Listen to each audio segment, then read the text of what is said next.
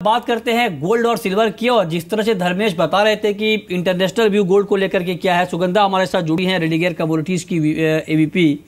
सुगंधा, आपका कमेंट क्या होगा गोल्ड में? जिस तरह से एक रैली आई है पिछले हफ्ते 2 हफ्ते में 28,200 के ऊपर है, क्या अभी कुछ और आपको अपसाइड पोटेंशियल गोल्ड में दिख रहा है? Good morning Mrityunjay. यस, मुझे लगता है अभी गोल्ड में स्लाइट और अपसाइड मोमेंटम है। गोल्ड प्राइसेस ने हमने दिसंबर के प्राइसेस से काफ़ी एक स्ट्रॉन्ग रिकवरी आते हुए देखी है। Prices are trading at close to 5 month highs, और मुझे लगता है ये रिलीफ रैली थोड़ा टाइम और कंटिन्यू हो सकती है, जहां 28,350 के लेवल्स पर मार्केट को एक स्टिफ रेजिस्टेंस मिलेगा। प्राइसेस ऑलरेडी नीचे से काफ़ी रिकवर कर चुके हैं। अभी जो एक्सपेक्टेशंस बनी हुई थी मार्केट में कि फेड इस साल 3 इंटरेस्ट रेट हाइक करेगा, बट अभी अगर हम करंट सिनेरियो की बात करें तो मार्केट पार्टिसिपेंट्स प्राइस इन कर रहे हैं कि सिर्फ 2 रेट हाइक होंगे। ट्रंप की पॉलिसीज़ को लेकर अभी भी अनसर्टेनिटी बनी हुई है, और डॉलर इंडेक्स में जो हमने एक स्लाइड आते हुए देखा है, that is favouring gold prices at the moment. But yes, अगर हम ओवरऑल ट्रेंड की बात करें तो अभी भी मुझे लगता है जब तक 28,800 के ऊपर प्राइसेस ट्रेड नहीं करते तब तक we are not very bullish on gold prices. Near term में आउटलुक वापस से जो रैली है वो फिजल आउट कर सकती है। नियर टर्म में आउटलुक स्लाइटली अनसर्टेन है with regards to Trump's policies. आज ट्रम्प की एक कॉन्फ्रेंस भी है आफ्टर देयर इलेक्शन, जिसकी तरफ मार्केट की नजर रहेगी, एंड जिसके बाद कुछ एक फर्दर क्लैरिटी मिलेगी with regards to Trump's policies in the US, और उससे भी गोल्ड के प्राइसेस पर एक काफी इंपैक्ट हम देख सकते हैं। आज अगर मैं इंट्राडे सेशन की बात करूं तो 28,150 के लेवल्स पर लॉन्ग पोजीशंस बिल्ड कर सकते हैं। स्टॉप लॉस रहेगा, ठीक है, 28,048, और टारगेट्स रहेंगे 280 to 320। ओके, सिल्वर के ऊपर धर्मेश भाटिया, आपका व्यू क्या होगा? क्या चांदी में भी आपको लगता है कि गोल्ड के साथ साथ कुछ तेजी की संभावना बनी हुई है?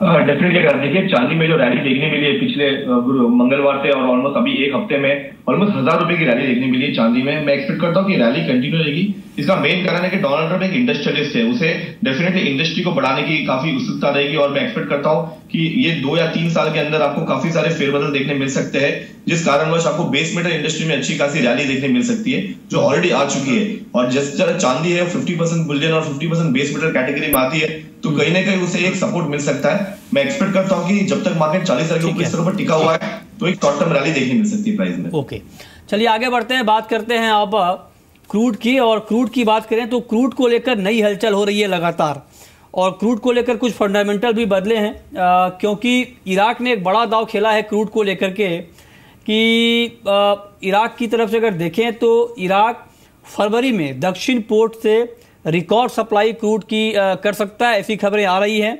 और इसके अलावा ये भी चर्चा है मार्केट में, हालांकि आधिकारिक तौर पर अभी तक जानकारी नहीं मिल पाई है, लेकिन खबरें ऐसी है कि सऊदी अरब की एशिया में क्रूड की सप्लाई कम करने की योजना है। तो ये कुछ ऐसी खबरें हैं जिसका इमीडिएट इम्पैक्ट क्रूड के मार्केट पर दिख रहा है। और इराक ओपेक का दूसरा सबसे बड़ा क्रूड का उत्पादक है। इराक की फरवरी में रोजाना 36,41,000 बैरल एक्सपोर्ट करने की योजना है क्रूड की। तो कुल मिला के अगर देखें सुगंधा, तो क्या आपको लगता है कि जिस तरह से जो ओपेक ने ये डिसीजन लिया था कि 2017 में यानी इस साल क्रूड उत्पादन में कटौती की जाएगी, वो प्रस्ताव ठीक से लागू नहीं हो पा रहा है? ऐसे में क्या ये माना जाए कि क्रूड अभी दबाव में रहेगा? यस, अगर मृत्युंजय शॉर्ट टर्म आउटलुक की बात करूं तो मुझे लगता है प्राइसेस दबाव में रहेंगे। नो डाउट एग्रीमेंट के बाद हमने एक सिग्निफिकेंट अपसाइड आते हुए देखी है प्राइसेस में, जहां सऊदी अरेबिया डेफिनेटली आउटपुट को कट करने की तैयारी कर रहा है। They have reduce their supply to Asia, most of Asia, और रशिया से भी 1 लाख बैरल्स अ डे का सप्लाई कट हो रहा है, all because of extreme weather conditions, जिसकी वजह से प्राइसेस को हमने सपोर्ट आते हुए देखा है। बट येस, मिक्स फंडामेंटल्स बन रहे हैं, जहां यूएस की साइड से सप्लाई बढ़ रही है, इराक और नाइजीरिया की साइड से भी सप्लाई बढ़ रही है। They are kind of exempt from these output cuts, इस वजह से प्राइसेस पे प्रेशर बना हुआ है। इन टेक्निकल लेवल्स की भी बात करें तो प्राइसेस $55 के ऊपर WTI क्रूड में सस्टेन नहीं कर पा रहे हैं। That is a major reason because of which we have seen some selling pressure coming in prices.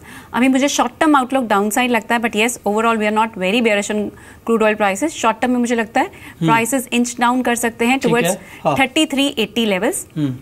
अगर आज मैं इंट्राडे सेशन की भी बात करूं, ऑन स्मॉल राइज सेलिंग की एडवाइस रहेगी at levels of around 3530, stop loss रहेगा 3570, और डाउन साइड में इंट्राडे में टारगेट कर सकते हैं 3465 टू 3440 लेवल्स। ओके धर्मेश, आपका टेक्निकल चार्ट कच्चा तेल और नेचुरल गैस को लेकर इंट्राडे में क्या कहता है? नहीं, कच्चे तेल की बात करें तो कच्चे तेल में मिक्स्ड व्यू है। अगर आप देखिए जिस तरह लास्ट हफ्ते में भी बात हुई थी, जैसे ही मार्केट $55 के ऊपर जाता है तो शेल प्रोडक्शन बढ़ जाता है और यूएस प्रोडक्शन कॉस्ट बढ़ रही है। बहरहाल ओपेक और नॉन ओपेक की जो जुगलबंदी है वो डेफिनेटली चलती रहेगी।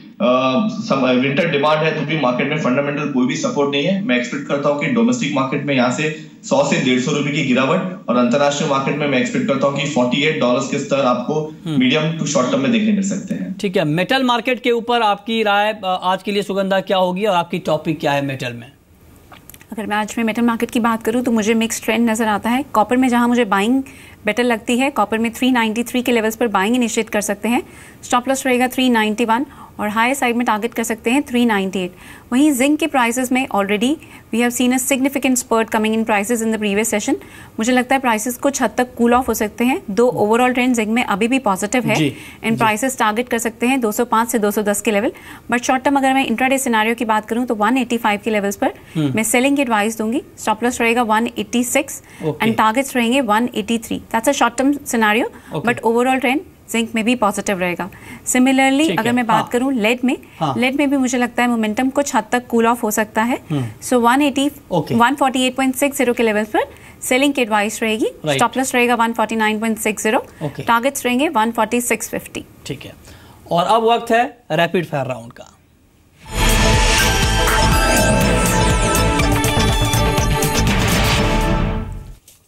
धर्मेश, आपकी पहली रैपिड फायर कॉल क्या होगी? मेरी पहली रैपिड फायर इंट्राडे और 2 दिन के लिए कॉपर रहेगी। मैं कॉपर में काफी बुलिश हूँ। मैं एक्सपेक्ट करता हूँ कि करंट लेवल से एटलीस्ट 5 से 7 रुपए की तेजी आपको करंट लेवल से मिल सकती है। आपकी कॉल सुगंधा? मैं जिंक में सेलिंग की एडवाइस दूंगी। 185 के लेवल पर शॉर्ट पोजीशंस बिल्ड कर सकते हैं। स्टॉप लॉस रहेगा 186 एंड डाउन साइड में टारगेट कर सकते हैं 83.20 से 83 लेवल्स। ओके, आपकी आखिरी कॉल धर्मेश? मेरी आखिरी कॉल चांदी में रहेगी। मैं चांदी में एक्सपेक्ट करता हूँ कि एटलीस्ट यहाँ से 50 सेंट्स और डोमेस्टिक मार्केट में एटलीस्ट 700 रुपए की तेजी यानी 41,690 टू 41,800 के लेवल्स आपको देखने मिल सकते हैं।